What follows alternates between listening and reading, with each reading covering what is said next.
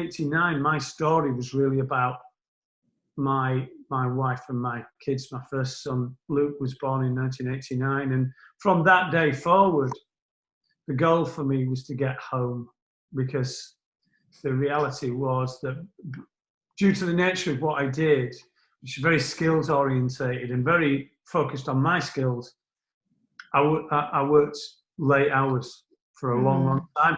I never worked a weekend. I always said I would never work a weekend. I didn't. That was for Kath and the kids. But I did work late, and I always felt really bad about it. So from then on, really, it was just a plan to get home. We then had 2 other children, and I realised in order to get home, I'd need to build a proper, decent-sized business that could function without me. Which did work. What a great strategy to kind of inside. It is, except it took 35 years to pull off. Yeah, but it took 35 years to achieve. But it's a very well respected agency, isn't it? That's what I. Yeah, I think by now we've got to that point. I was very pleased. I mean, obviously it wasn't my only motivation. I wanted to build a decent business. Yeah. As well, and a business that had values, and a business that had value to the world, and so there were always these sort of 2 things going on. What's your why, Ian? What do you think? Oh, it's very clear. It's very clear. There was a headmaster in my primary school at Ascot Hill, Mr. Walker, fantastic guy. And it was a lovely school, actually. It was in Seacroft, but it was a wonderful school, very well run, lovely teachers. And he used to speak to us in assembly. And he talked to us all about talent.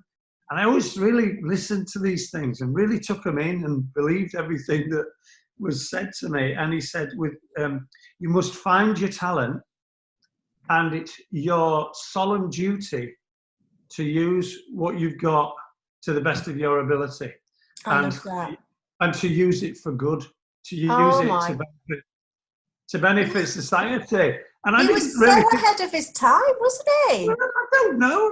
I mean, there was a lot of talk like that in those days. I mean, it was actually quite a moral time. I mean, you've got to remember this is all pre 1980s. I think of myself as a 70s person, and the reality is, the people from that decade had not yet been exposed to the notion of,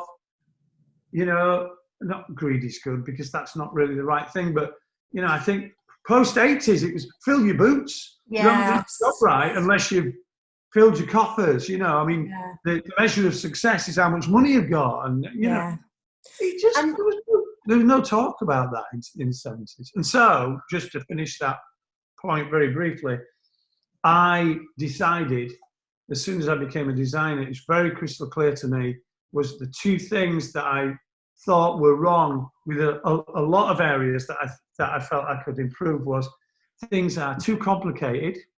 Life is too complicated. And I went, design can make things simpler and clearer. The other thing is things are too boring. There's no need for things to be boring. Why not just be better and exciting? And it's very clear to me. So make things simpler and clearer, and make them more interesting. Excellent. And that was it. That's the why. And that's what I try and do. That's what I've always tried to do. So you now have sold your business, and you're now focusing, and you're following your dream on being a filmmaker, which is amazing. And you're also mentoring businesses, design businesses. Yeah. So what are you telling them? What are you advising them at the moment in relation to this new normal, and how the new world will look, and how design agencies will need to change?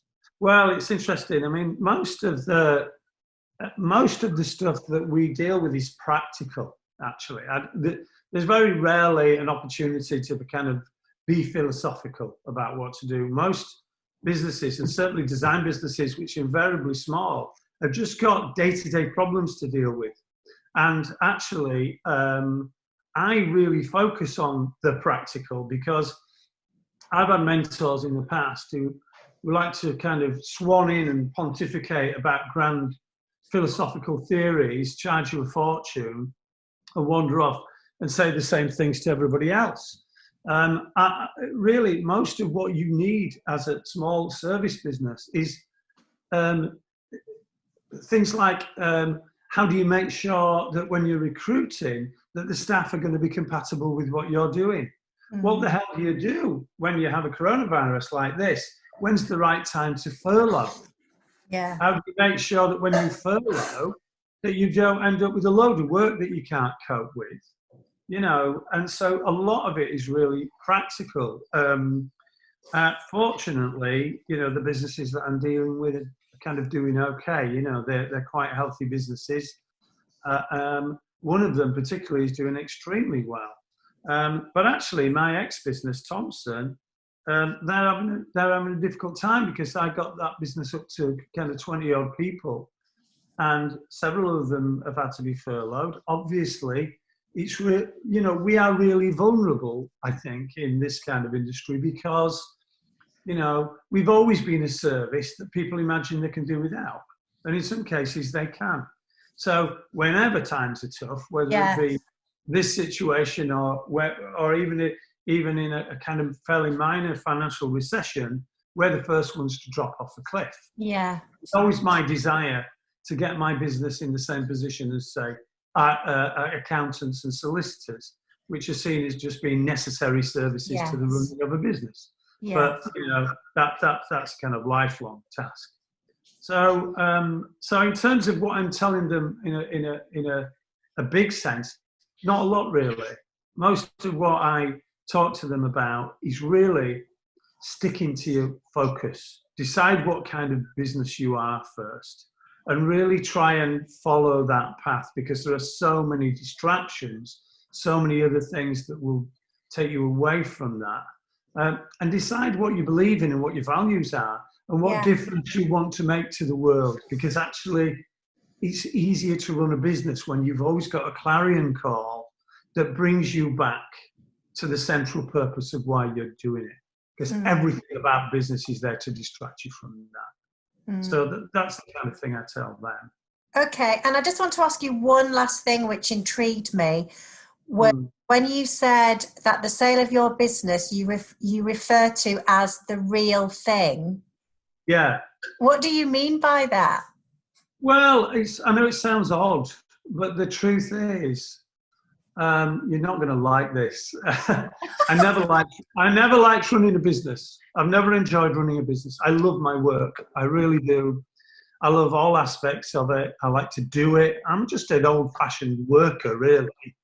But I've never really enjoyed the cut and thrust and machinations of business, especially in my industry. I don't think I'm so good at just keeping everybody happy. I'm a kind of fairly focused, creative person. And so often I view, you know, the keeping of a kind of family of people happy as being a bit of a distraction from the main event, which doesn't make me a good business person. So, you know, I knew that there were some bigger things that I wanted to achieve a long, long time ago. And it just so happens that it's taken me so long to get to this point. I'm at an older age than I would like to be when I've been starting, because I knew that it would be difficult. And sure enough, it is. I mean, I have to say, for anybody who does sell their business, I'm very pleased to have. I'm delighted that I've sold it to my management team. I really am. I feel so strongly about them. You know, I help them as much as I can. And it's a bit like teenage kids, you know, you sort of have that sense that you really want them to, you know, everything to be right for them. You've got to be quite high touch about how you help them. And I feel that way about the business. So I'm delighted about that. But the reality is that, you know, going into something like I'm going into this age is difficult. It's taken me ages to try and get a proper big broadcast commission. But I'm doing what I want to do, and I'm doing all sorts. I'm writing books and all manner of things. So it's the real McCoy because it's exactly what I want to do. It isn't what I want to do embedded into something I'm not that keen on. And that's what you said to me, because I remember when we went into Thompson Brand and you said, you were excited about, this first documentary, which talked about masculinity, didn't it? Down at Manchester. So it had a discussion all around that, and it was a really interesting documentary. Can people see it anywhere? Is it out there for people to see? Yeah, it's I've got it on Vimeo, and it's password protected. The reason why is because it's full of Northern Soul music, which is heavily copyrighted and shouldn't really be on the internet. But because it's password protected, that's fine. But the best thing to do is if anybody wants to see it, if they email me, I'll send them a password and they can have a look at it. It's about 25 minutes long. So if we just want to give people my email address, I'm happy to do that. Yeah. Masculinity, I think, is a really important subject. Always has been to me, and I think it still remains so. Mostly the myths around what it is to be masculine have more or less dogged me all my life. I mean, my dad is a very nice guy. He lives next door, actually. And he's never been one of those guys who insisted I was masculine, which is very unusual for his generation. But a lot of men are under pressure to conform to a notion of masculinity that's just nonsense. It's just nonsense, and it limits their development, limits their ability to be in a diverse and interesting world that we live in. So I've got lots to say about that. This isn't the place to say it. No, we might have to do another chat, Ian. I'm thinking. Oh, I'd be happy to do so. Yeah. we might have to do another chat, because it is absolutely fascinating. And I'm a massive believer that you will achieve and you will you will be successful. Anything that you set your mind to, but the key is you've got to be, you've got to want to do it. And if you want to do it, anybody can do anything. I'm a massive believer in that. Yeah. And if you follow your gut instinct and you follow what you really want to do, and you're in love with whatever you're doing, I think people will be drawn to you, and you'll be happy. I think the simplest advice, it's always the best advice. It's always the simplest. It's boringly simple, isn't it? And it's don't give up. Yes. And I have to constantly remind myself of that, because the reality is there's an awful lot of things that will tell you, oh, this is ridiculous, you shouldn't keep going. I mean, this is an obvious no you're getting from the BBC, so you mustn't, everything about this says stop. Yeah. But when you really, really know, that's the only voice that matters. Yeah. So, and it becomes much easier to cope with the world when you go, no, I've decided I've got a rule, and the rule is I'm not giving up. Yeah. And it just stops the voices in your head. Yeah. It gets you to look at the world in a much clearer way. And that's where I'm at the moment. I am not giving up. And I'm enjoying the not giving up as well. I'm loving it. In fact, I know it's going to be fine. And I know I'm going to pull all this off. Yeah, I do too. You just know. Yeah, so you do. Yeah, it's a knowing, isn't it, inside, that you just know everything's going to be okay. Yeah, I mean, you have days when you doubt, but the reality is, if that voice is strong, and it just keeps drawing you back, and it kind of goes, for God's sake, will you stop worrying about this? Yeah. The idea of this, we're not giving up. Oh, God, that's good. I'll carry on with that. Yeah. Because for me, it's not about, it's not about the end goal necessarily. It's not about the achievement. The achievement for me is exactly what you said, not giving up. That's the achievement. So I completely. And I'm writing, at the moment, I'm writing a novel about my time at the Faversham from 1977 to 1980. Are you? Yeah. And I tell you what, I have to say, God, there are so many awful things about the situation that we're all in right now. But but there are some wonderful things, like time, for instance. And I'd been researching it for a few years, and then I just went, you know what, I'll just start. Yeah. I didn't even plan it. I thought I'll just start. And so I'm kind of 100 edited pages now into it. And I've only just got to the end of 1977. I've got another 4 years. But it's great, and I'm enjoying it, and it's all right. It's okay, and people seem to enjoy reading it. So we'll see how it goes. Well, my time at the Faversham was probably, I was just trying to think when my period at the Faversham was, and that was probably like 1988 to about 1990 something. All right. So you were a bit of a kind of, that was the sort of I was like the house music in time, indie time. Yeah. Oh my God, it was all go then, wasn't it? I know. And the characters you met, the characters in there were so interesting. It was a real movement, I think, the Faversham.